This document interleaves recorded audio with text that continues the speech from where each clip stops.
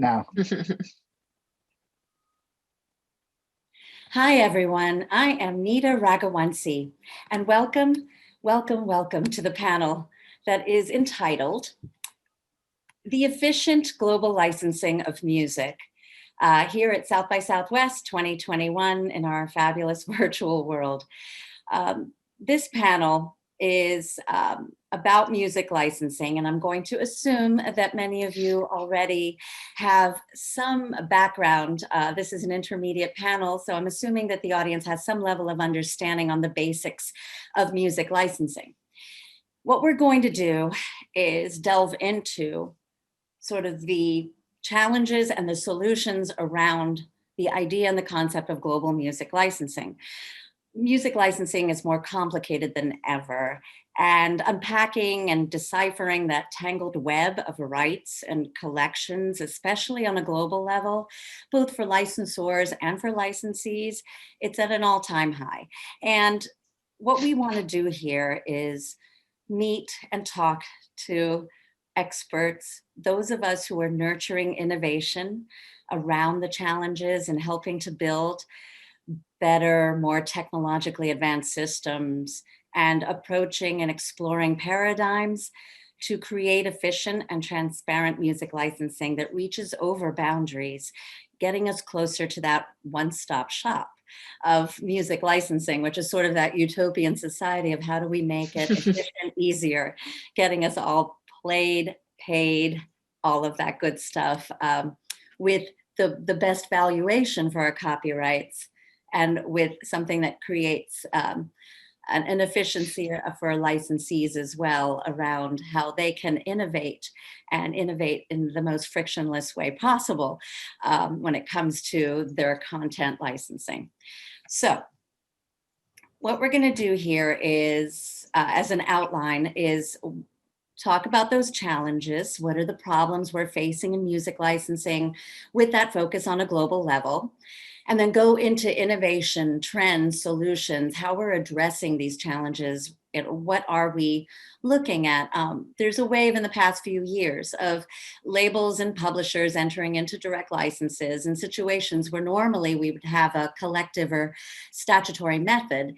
And it's partially to create efficiencies. So understanding the motivations of licensors and licensees and their perspective is key to understanding how to innovate and how to get to that efficient, transparent system. So we're going to explore that innovation that's happening in this space and look to understanding what the future may hold for methods by which licensors and licensees interact with each other to achieve those efficiencies. And of course, we cannot talk about any of this without talking about how to get to a better accuracy on and to a better speed on the ways that we get paid. So we're going to take a look into all of our panelists here who have companies and organizations that collect and distribute royalties. And we're going to look into how they are innovating and creating efficiencies there. So without further ado, I would like to introduce you to our panelists. Actually, what I'll do is have each of you introduce yourselves. Let's start with Molly, the fabulous Molly Newman. Welcome, Thank you, Molly. Nita. Tell us a little bit about yourself as well as about your company. Sure. Thank you so much. And it's really an honor to be here today. Again, my name is Molly Newman. I'm the president of Songtrust. We're a company based in New York, but we have offices in London and Amsterdam and Nashville, affiliate offices in Sydney and Tokyo, Paris, in London again. We're a company that endeavors to bring access to individual creators who historically have not had the same sort of opportunity to the global licensing network and systems that are available to major publishers, and bring those same opportunities to individual writers, beat makers, producers, anyone who has publishing royalties and rights to collect. So we work within the same system and framework as your traditional publishing companies, but again, with that specific focus on the opportunity for individuals to have that access. It seems like a distinction that at times is something that we have to over-explain, which I don't mind doing, but is really something that's unique in, I think, the global rights management landscape. And it's a pleasure to be here with you all and our European colleagues as well. Wonderful. Thank you, Molly, and welcome. Jordi, let's go to you. The fabulous Jordi Puy, the founder, CEO of Unison in Spain, out of Barcelona. Welcome, and tell us about yourself and your company. Yeah, thank you very much. Well, it's great to be here. So I really appreciate the invitation. Thank you for that, and thank you for coordinating, Nita. Very kind of you. And yeah, it's great to be sharing panel with the professionals that I admire for a long time. Molly and Turo, big fan of you, as you know. But yeah, I'm CEO of Unison. Unison, we are a rights management entity, a collection agency that we are based on the principles of efficiency and transparency through technology. And what we do is we collect royalties and distribute to our clients on the publishing side, both public performance and mechanicals.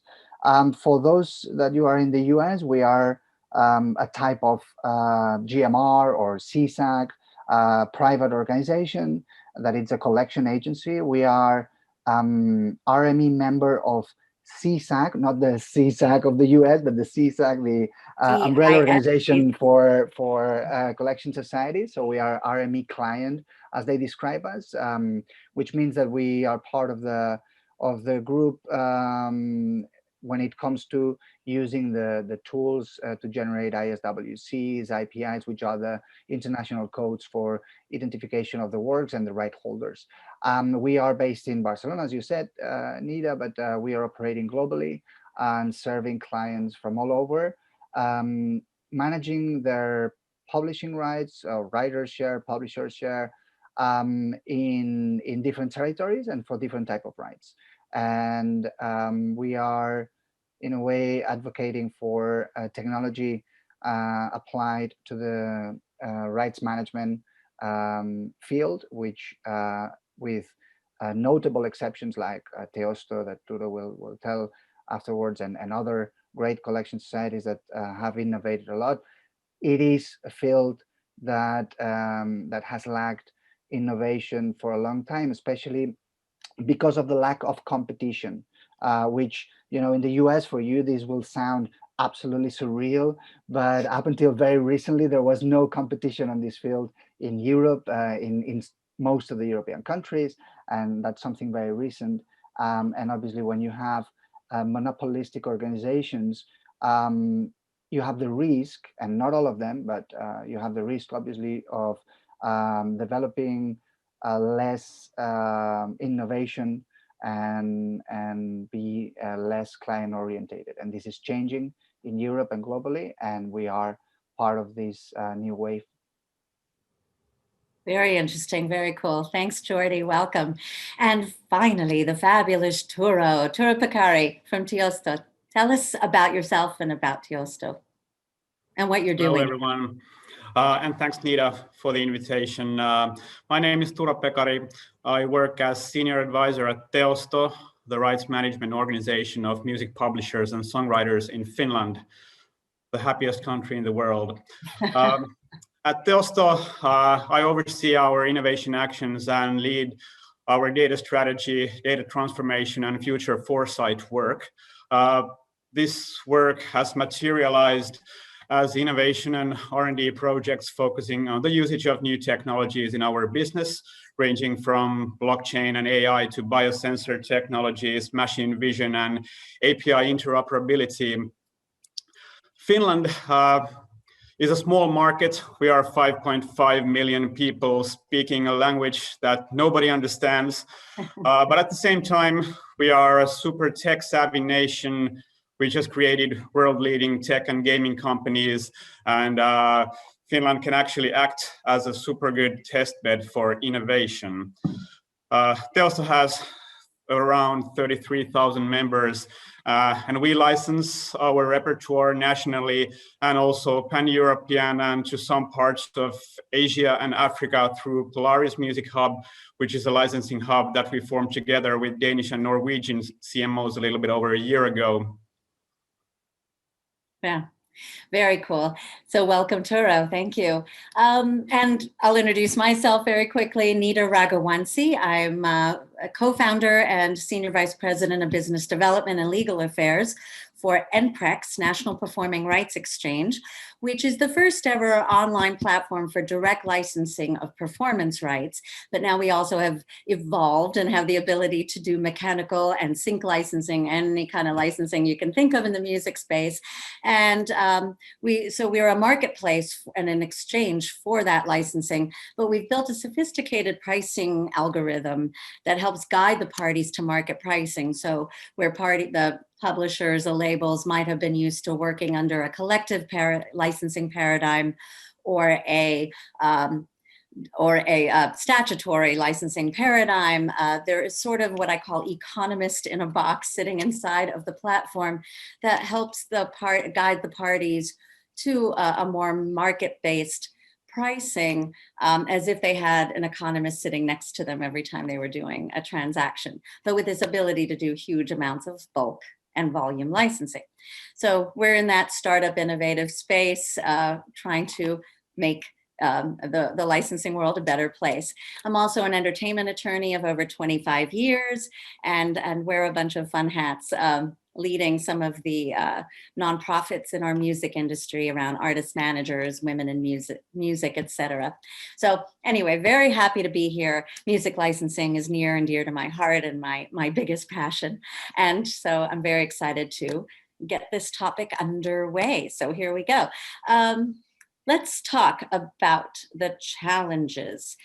I'm going to ask all three of you, give us a lay of the land of the challenges around music licensing on a global level. Give us that climate, if you will, from a 50,000 foot, 20,000 foot level of what is happening out there that is challenging our current system, and what are some of those latest changes or current trends, whether good or bad, in that space.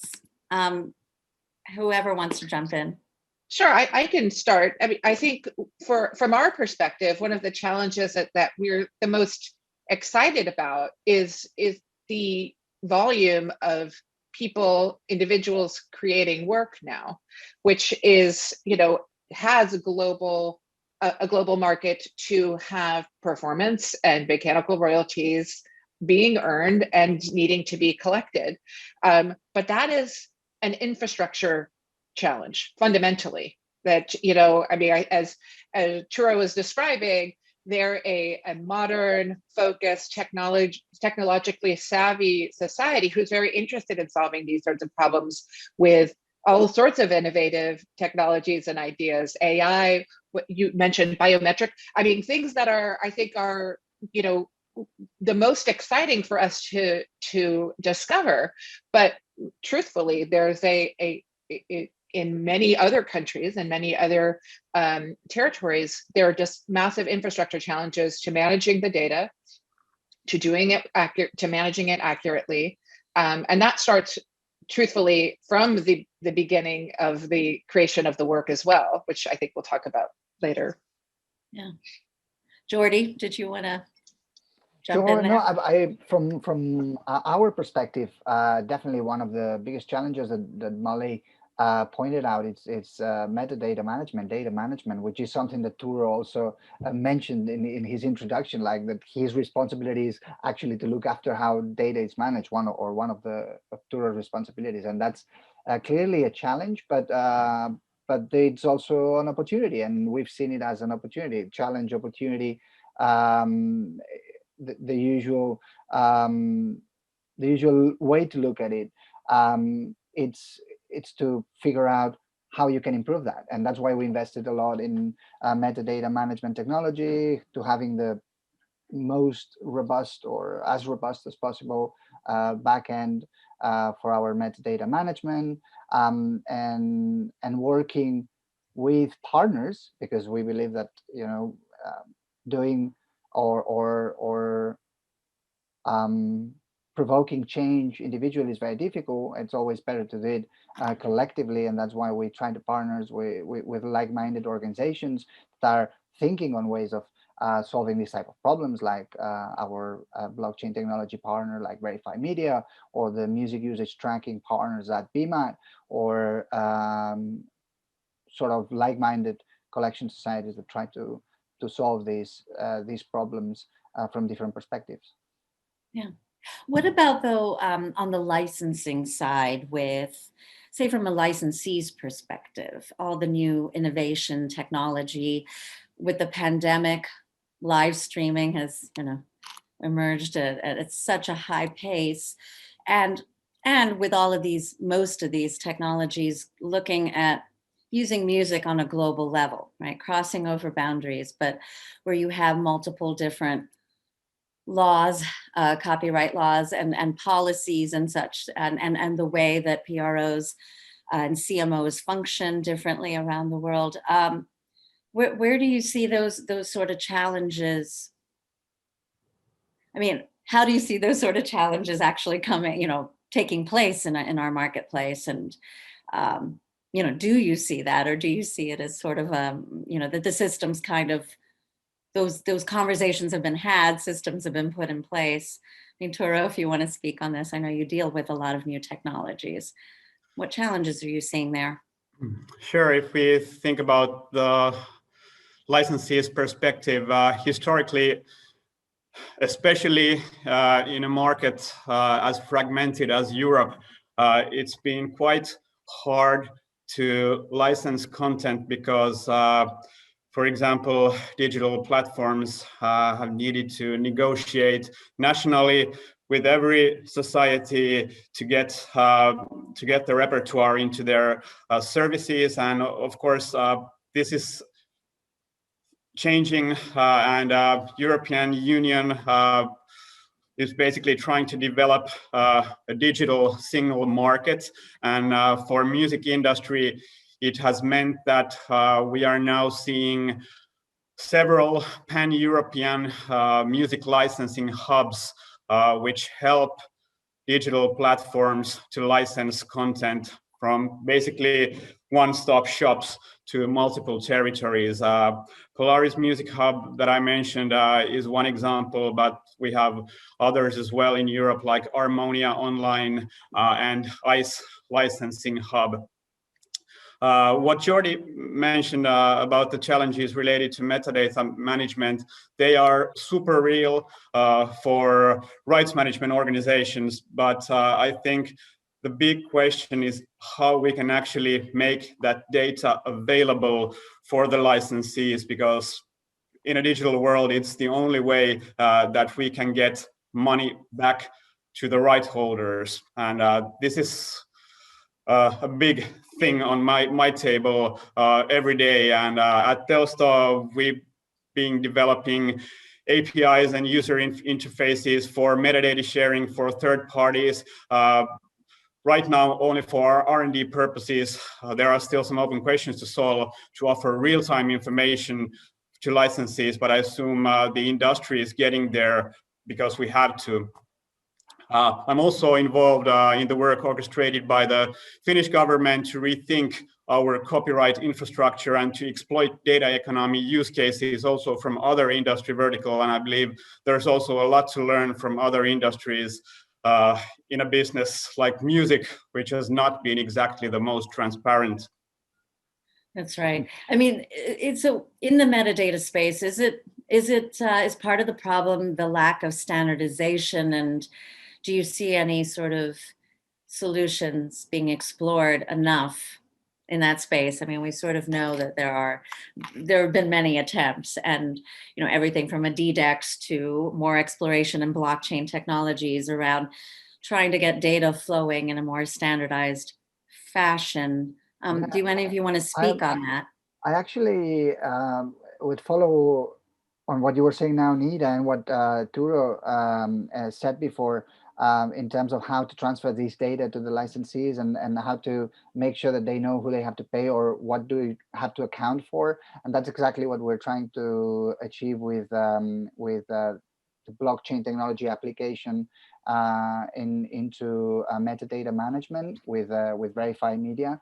And precisely to do this, and we were the other day in another panel that came up on the conversation, which was how we let the DSPs know as quick as possible and as updated as possible the metadata related to the ownership of the works. And this is a very real challenge. We are our own multi-territorial hub, so we license most of the DSPs directly multi-territorially. So these hubs that Turo was mentioning, we are our own hub in this way because we license directly with most of the biggest DSPs and small ones, and that's something, because we're doing this, that we need to improve the way this data flow happens, because right now some DSPs send you reports monthly, others quarterly. You have to match this information with different types of filings. They have the CCIDs, and they have, and obviously now DDEX, next generation DDEX. But at the end of the day, there's not yet a common way of transferring the data, and nor there is like a common timing to do so. So it's monthly, quarterly, depending, and that brings another layer of complexity to what it's already complex. Yeah. I don't know if you agree, Molly, on from your perspective. Oh, To me, I can't help but always sort of pull it back to the fundamentals that Molly, we're having an issue with your audio. It's distorted.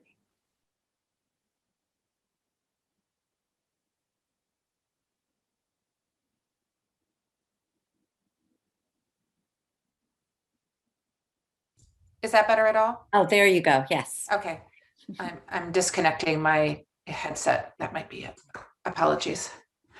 So I was saying that, I can't help but bring it back to the sort of point of focus of our company with individuals, and where you make those decisions in the origin of the work, and how those decisions or lack thereof then tend can impact the chain of rights and allocations and attribution through, what was revealed yesterday through the MLC unmatched report amount being, so this is timely to the date, which is February 17th today. This will be shared later. But, in excess of $400 million, I think, off the top of my head.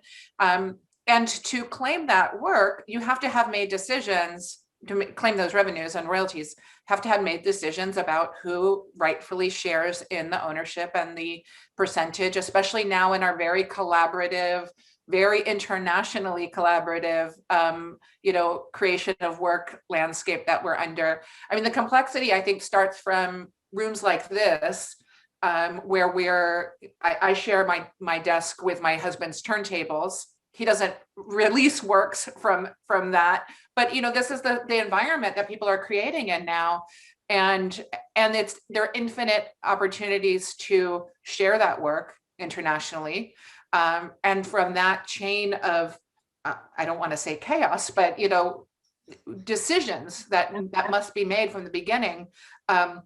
Companies like Unisong, companies like Songtrust, and organizations like Tiesto and NPREX can help, but we really do need to encourage from the beginning that those decisions are made clearly, without conflict. I mean, as a manager and as a attorney, Nita, I think some of your other hats are very relevant to this environment as well. That's right. No, absolutely. It is that constant challenge of reminding folks that, important data keeping, right? That your rights management should always be paid attention to and taken care of. And the legal and business housekeeping must be at the forefront with, or go alongside creation at all times, if you're going to actually nurture your businesses and careers and in the best way as creators and copyright owners, right? That from that perspective, it cannot be looked over or taken care of eventually. There can't be procrastination happening.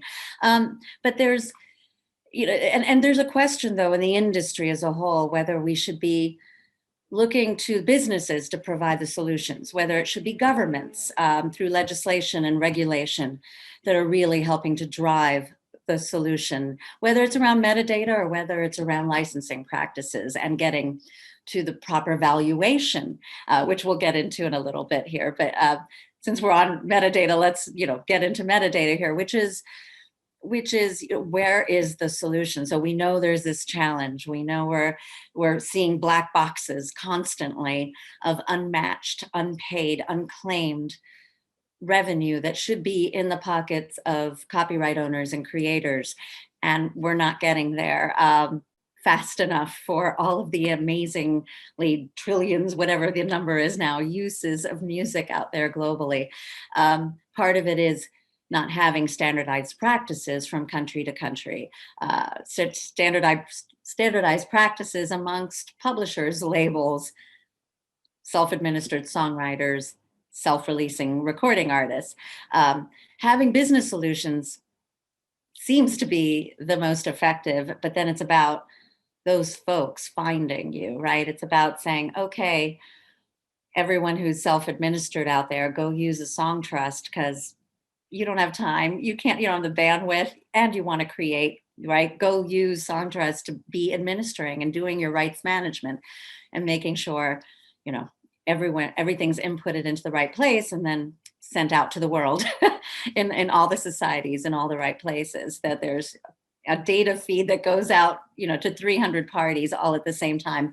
How does any one label or publisher, do it themselves unless they're at the level that they can build those technologies, right? And but there is that at some point you do get to this idea of, do we need some sort of global level organization? Is it the World Intellectual Property Organization? Is it WIPO that is supposed to be putting out a little more hand-holding through all of this? I'm just curious if you guys have any thoughts on that, about where does the solution, whose responsibility is it?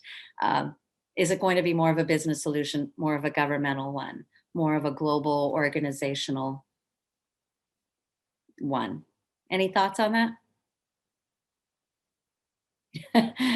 Anyone, someone? No one wants to take this one, Nita. That was too complex. It was like, no way I'm gonna answer this. There's no answer. There's no good answer to that. No, I would say okay, I'm gonna give it a shot. But it's just, on the spot opinion. But I have the feeling it's a combination of the two things that you mentioned, a combination of the result of private for-profit innovation to actually deliver better results to clients, and combined with a more robust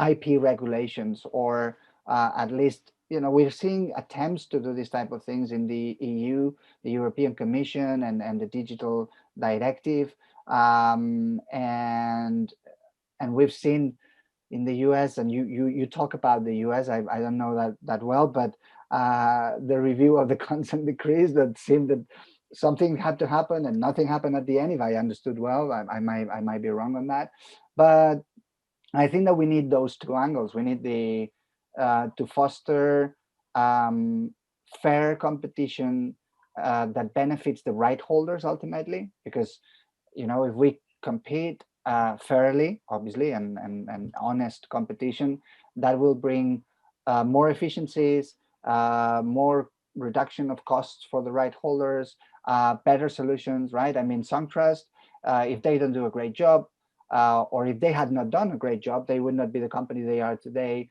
as big and serving, and if we don't do a good job, we're out of business. And that incentivizes to find this type of solution, that incentivizes all of us to make sure that the DSPs have as unified systems as possible. And you create organizations like Doji, where they are dedicated to try to solve those multi-territorial licensing problems between CMOs and DSPs.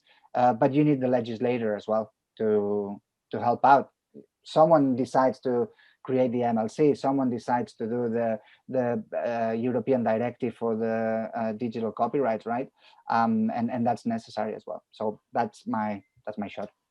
But I think it's an important one. I mean, even listening between, all of us today, but with, the environment that you have in Finland to, evolve copyright and look at the modern realities and the differences that we have, obviously, in our specific countries, and the challenges on, as you described, the exploration of reviewing consent decrees, and then that just stops and we have a new administration and other priorities. It is, this is a very, very challenging place and area to have true long-term solutions. But I think that it is that collaboration between private companies like ours trying to solve problems with logic. We represent many writers, we represent many works. There's a global market now of performance and attribution that needs to be matched to those rights holders. And how can we do that? Working with societies, licensing hubs, as you described. For example, we work with ICE licensing hub for pan-European digital licensing, and others around the world, Latinatur and other areas. And we're endeavoring to make these sort of efficiencies possible wherever we can. But it takes laser focus. It takes a team of many people, and we endeavor to apply technology and logic and systems and automation wherever possible, but it still does need to be informed by many of our team have been working in music publishing for 20 plus years, and they are the ones who know the rules, even though they're constantly evolving as well. So it is a constant challenge. It keeps me up at night sometimes. It wakes me up thinking about how we're trying to do our best, and trying to, always consider how we can improve.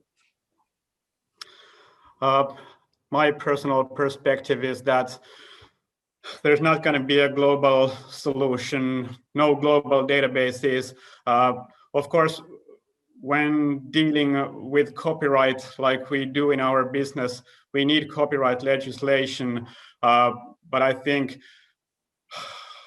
a good solution will come through interoperability between different industry players, but we also need for-profit companies, we need tech companies to help us to solve these problems, because music industry organizations might be good in licensing, but they are not really tech companies, and we need to understand that as well. But it's not just our fault, because even though in Europe, the new copyright directive, which is going to be implemented next summer, basically requires digital platforms to report their content usage to right holders. It's going to be a tough one, and we all know that there are big social media platforms which lack content ID systems, and it's going to be interesting time in the upcoming months to see how this is going to happen actually. And even when big social media or internet platforms start to report, for example, to societies, it's going to be a tough one for us as well, how to handle these new huge amounts of data. And that's on the data front. I mean, but even your licensing department, I mean, how to actually go about properly licensing and capturing all of the uses in the most efficient way. And we'll get there in 1 second. I agree with you that there's, about the business solutions. I do think that the solution lies within the business sector with new technologies, with that sort of drive of competition of private businesses that are looking to be the solution, right, for this issue of better licensing and rights management and collection and distribution of royalties. But it is that interesting interplay between governments, for example, with the European directive, have they not sort of created that competitive environment via legislation, via directive? There wouldn't then be maybe the inspiration for all of the PRO CMOs in Europe who are, governed by that to start creating innovation departments inside of them, such as at Tiesto, right? To say, okay, we want to actually go beyond Finland and be the best that we can be, because now we can actually start to do rights management for the other publishers and the other writers out there. And so I do love this interplay between when you create legislation and regulation, it opens up, hopefully. I mean, hopefully the goal is it opens up the business landscape to then drive and inspire more innovation. So let's start talking about solutions in the space. And let's actually turn over to outside of metadata to the idea of valuation of copyrights. Under this current system, a lot of it is dealing with collective licensing. My music and Beyonce's music costs the same to a radio station, to a radio broadcaster, to anyone, to any user of music. And does that sound okay? And how do you feel about the valuation, where it's going? Is there something being lost? Actually, let me backtrack, because in metadata, there's sort of this idea that's put out there about, I mean, there's all kinds of numbers, but maybe it's 10 to 20%, we'll just say, without any real data behind it. And if you have numbers, let me know. But 10 to 20% is being lost by inefficiencies in the metadata area or errors. There's probably another good group, a large percentage being lost through not having a marketplace paradigm or a direct licensing or a marketplace valuation done on actual catalogs, on compositions, on labels. Yeah, do you sort of see that? Do you think that, but given the administrative burden, I mean, it's better to stay where we are, go status quo? It is such an open question, and something that has regularly comes up. You find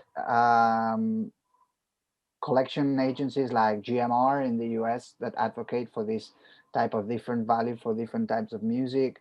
I don't have an answer to that, but I'm actually quite interested, very much interested on the work that you're doing, Nita. Maybe you can enlighten a little bit us on how NPREX is trying to solve this, because I know the headlines, but I find it quite interesting that you are actually that you have developed a technology that allows this type of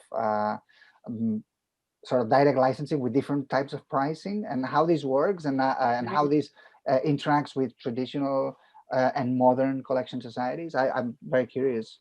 Yeah, thank you for asking, Jordan, because what we are looking at NPREX, again, stands for National Performing Rights Exchange. Our founder, CEO, is a former head economist from BMI, so he came from the PRO area, but came in as an economist, looking at the valuation of these licenses, and really, saying, if you can't put pen to paper and map back between a copyright and the use of that copyright, and really make sense of it from applying first principles of economics, the ability to pay the licensee, the sort of supply and demand type theories that we understand in economics. If you can't relate that usage to that value of that copyright and put it down in pen to paper, then we have a problem. And if you look at so many industries, as Tora was mentioning, outside of the music industry, there's a whole lot of practices happening that we're not applying in music. And one of them is in the valuation of the very assets that we have, that we're dealing with, that it's not being mapped properly when you start to have a collective licensing paradigm. So we undertook to break that down, right? And to create a true marketplace. In the 1940s in the United States, the Department of Justice created these consent decrees. ASCAP and BMI were found to be an affront to antitrust regulation. They were not competitive. They were not providing for that sort of more market-based solution. But that was the issue, is there was no ability to have a market-based solution in the 1940s. Flash forward to the 21st century, and with technology, we now have that ability to reduce the administrative burden of a songwriter looking for hundreds of thousands of users of their music. We can now do it if we all point users of music and owners of music to a particular platform, to an exchange, to a marketplace, sort of the way they do with stock exchanges or commodity exchanges in the financial markets. If you do point everyone to one place, they can start to do their own transactions. But what you need is this sort of tool that allows for each transaction to have the mind of an economist, right? These first principles of economics being applied. It's what we already do right now in sync licensing, right? Sync licensing professionals on both sides of the transaction, whether you're over at a television production company or whether you're at a publishing company, they're seasoned in understanding the various factors that go into applying the value of that particular copyright to that particular use. A publisher would possibly give a different price to an independent filmmaker than they would to a major Hollywood studio for a particular use of music. And they do that based on the idea of what will be the number of eyes and ears on that use of that music and how it's being used. What is that actual value to the licensee of that particular copyright? With technology, what we're able to do is bring those concepts and those ideas to all areas of licensing. So it's not just it's about taking all of that seasoning of professional licensing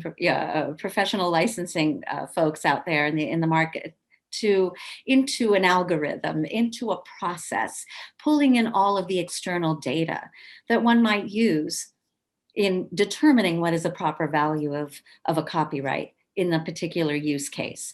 I always think over there at Songtrust to one of Molly's colleagues, or over at Downtown Music Publishing, who had that wonderful article about the fact that SoulCycle, using music, it's a far more valuable commodity to a SoulCycle than it is to, say, a restaurant that's using it as a piece of music as background music.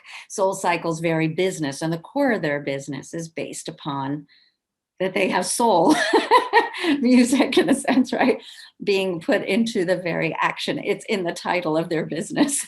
And so it's very important to map that particular type of use case back to the value of the copyright. Okay, so that being said, I think what NPREX is doing is creating that, but taking away the administrative burdensome task of having to sit on a platform and do 100,000 licenses and figure out the valuation on it. The algorithms and the process allows you to set a floor and a ceiling, depending who you are, on your pricing for different types of uses, and set it and forget it if you want to. Or if you're a songwriter who says, I want a day trade on my copyright, I want to sit there on the platform and really look at every type of transaction, you have the flexibility and the ability to do that. You have the ability to use a PRO or a CMO or a Songtrust as your broker or your administrator to come onto the platform and do licensing transactions for you. But say what ASCAP does for me versus what they would do for a Beyonce would be different, because I would give them different pricing direction. I would say, you know what, no one's playing my music. I would like to actually have some bargaining power here by decreasing my price ever so slightly to incentivize a radio broadcaster to play me at 2 a.m. I want to be able to have that flexibility as a creator, as a self-administered songwriter, to be able to address my pricing and have pricing be part of my bargaining power to getting and incentivizing plays. And it's what happens already in the sync market. So our platform allows for all that flexibility, all that ability to really drive into market process and market pricing and market activity on a global level. The utopian society. But I think, what we're seeing in all honesty, is the reticence of publishers, for example, right, to adapt and come onto a new technology, which has always been the case with new technologies, right? That where do you get And that publishers. from? Publishers tend to be Publishers, very right? traditional. There's some publishers on the spectrum who are incredibly progressive and are Absolutely. adapting and constantly innovating. And then there are ones who are very conservative and are traditionalists and say, you know what, I just want to keep that mailbox check coming, right? And you know, we have a lot of independent publishers that way who say, I have an evergreen copyright. It's that one song my family has, right? I want to keep that coming, that mailbox check coming. I don't want to change. I don't want to shift, even if it meant making 10 or 15% more or 20%. I think it's such an interesting opportunity for us to think about, because the market has evolved radically in these past 11 months, right? We've had to, and I'm sure there are many other panels about live streaming and those opportunities at South by Southwest this year. But for our cohort of representatives here in our companies and our clients, it's a really interesting thing to consider, because the licensing related to that experience is arguably non-existent for many large, the best funded companies literally in the world don't necessarily have their full robust licensing schemes in place. But for the creator perspective, they want to expose themselves and they're craving that connection between their audience and themselves in this environment. So we have to think differently. We must think, you know, the legacy systems that are in place, we have to give respect to them. I don't think that any of us are suggesting that that the history and the systems that are in place aren't of value, but we do all need to consider now what the market opportunity is, what are the creator and rights owner requirements are, and really try to evolve that meeting in the middle. I mean, we described you know, the sort of the attribution, the CMS, and you know, sort of like how the content management and content ID is happening at some of these technology organizations as well, or it's non-existent. I mean, those things aren't really acceptable, I don't think. So if companies like yours and mine can really sort of evolve this requirement, I think that is what needs to happen this year. You know, let's check our egos. We have to make some progress here, because the situations that I hear described, you know, that some of the recent headlines around, for example, live streaming and tariffs that some organizations are requesting, there's a logic to that. Not every performer is the owner of the work. So how do we remove that attribution from that because that performer wants to perform for the audience? It really does need sort of a relaxed, deep breath, collective approach of solution. Again, not with a global database, but with a mindset, I think now that we all need to make some decisions, some hard decisions. It's harder to do that when we can't even meet, in Barcelona or in Helsinki or in New York to have these conversations. But I think that's the urgent requirement now. Right. Yeah. And so Tura, can I add something? Thanks, Nita. I think that what NPREX is doing is super interesting, and in one way or another, I believe that we are going to see that kind of evolution happening. Of course, for societies owned by their members, it's an almost impossible political debate to solve if one person's musical work would be more valuable than others. But for for-profit companies, this is something which is likely happening, but I think it's going to change for organizations like us as well. Of course, if we look a little bit back, originally societies were basically national licensing entities doing blanket licensing, meaning that companies can use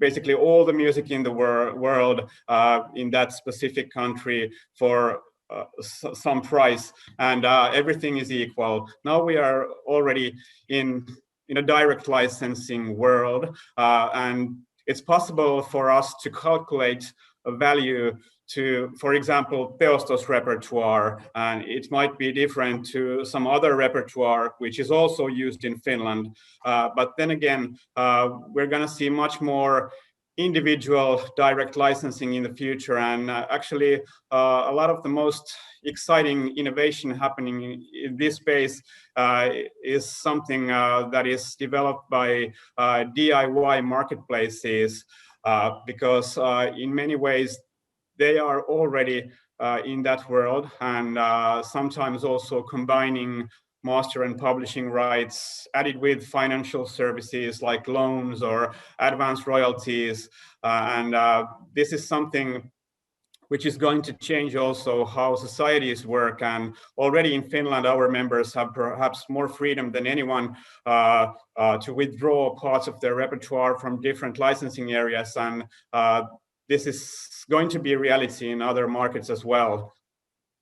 And I think that is such a great direction to go in. You know, if anything, I think that inspiration behind my company is really, it's just about allowing choice, right? It's just about providing options and allowing choice for creators and copyright owners and for licensees who are using music to be able to do what they need to do in different ways, and providing different kinds of options out there. So, you know, whether it's using our platform because you want that particular kind of marketplace, or whether you want to go to a CMO or a PRO or a rights administrator who's going to go and do a lot of the administration parts for you. I mean, we should just all be providing options in a space that was, for a long time, very structured inside of one type of paradigm.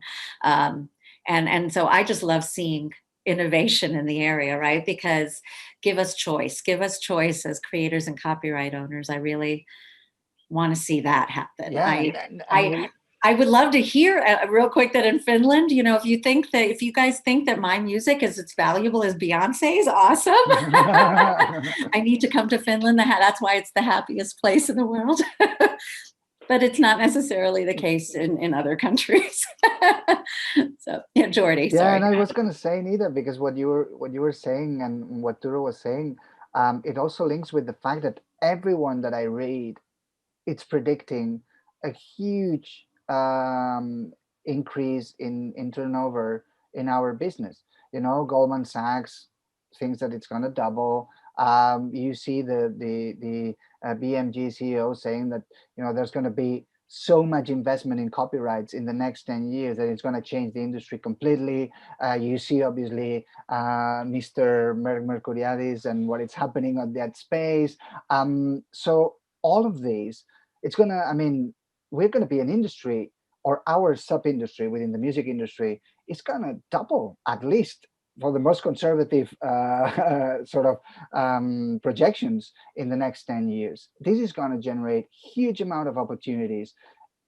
And the challenges that we are facing are precisely the opportunities that companies will have. So, for example, what it was being said about by Turo about the lack of content ID by some really big companies. Well, that's a huge opportunity for a business that can design a content ID solution for this type of operators. Or so I think that it's super exciting the moment we're living, and the next 5 to 10 years ahead for companies like ours, all the ones represented here, and all the like-minded companies, because I think that we'll see incredible things happening in our sector, and for the benefit of the right holders ultimately.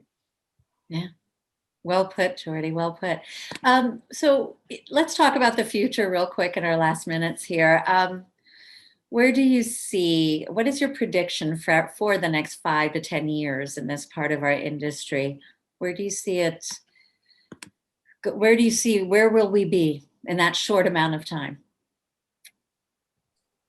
I mean, briefly, I'm quite excited about, you know, again, I mean, I always kind of have to bring it back to my area of specific focus, but, the emerging community of creators that's outside of the US and Europe. There's really tremendously exciting music being created, and to think about giving the infrastructure and the access to those markets in a meaningful way, I think is tremendously exciting. And, to sort of lean on Jordi's optimism, in that regard, that, that is an economic opportunity that I don't know that we've considered, like, in the same sort of mindset as historically. This is perhaps, a economically shifting, politically shifting kind of opportunity to think about. So that to me is quite motivating, and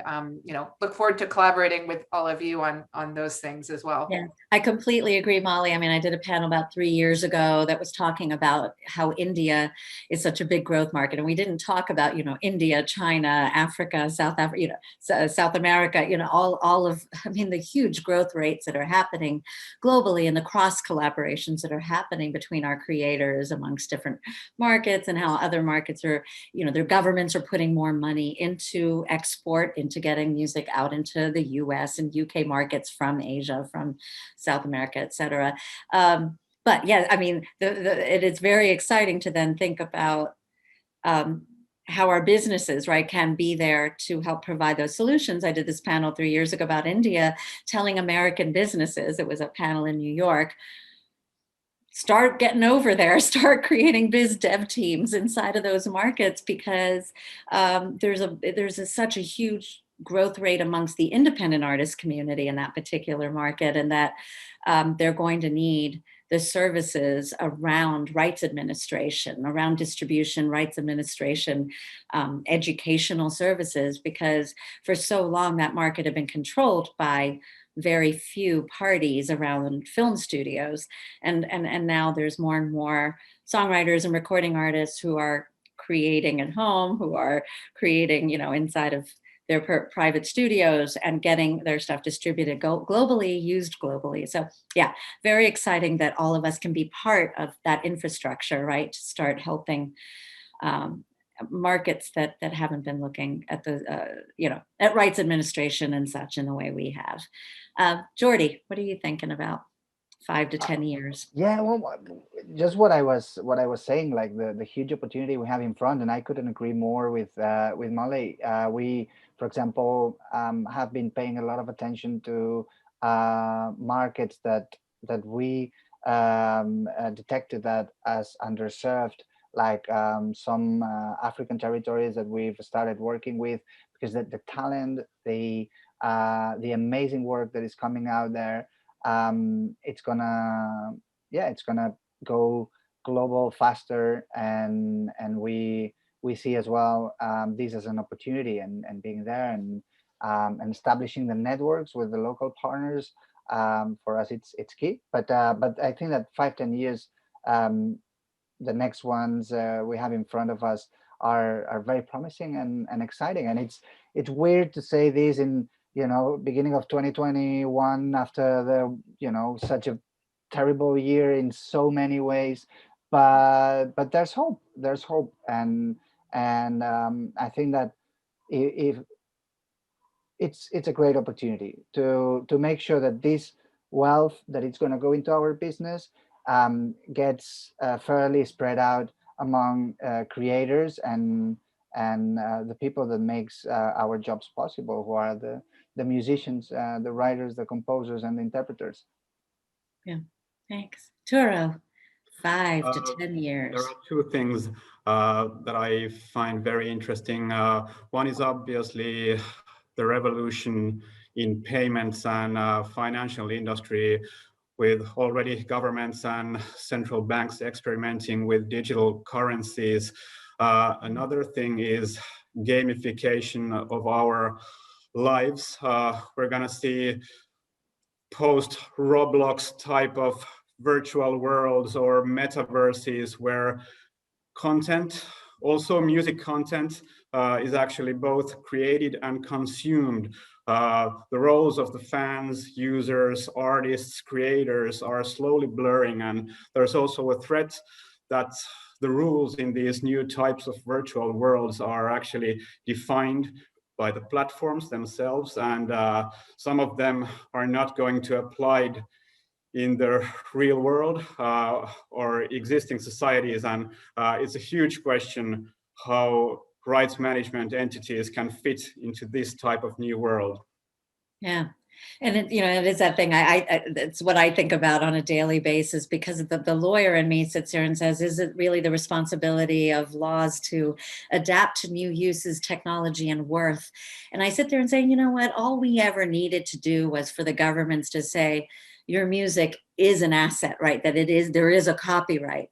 And after that, I do sit there and say, after that, it really is about the marketplace and about the businesses. The way if you had a bottle of shampoo, or you had, whatever, a chocolate bar, it's like someone just needed to say this is a product, right? But after that, it's about the parties having their own negotiations and engagement to say, okay, I want to create a virtual world and I need all of this pieces of the content to be part of it. If content is looked at the same way we look at a physical product, like an automobile, and that music is a steering wheel and photographs is the gear shift and what have you, and it all makes up a car in the end, right? It all makes up one thing.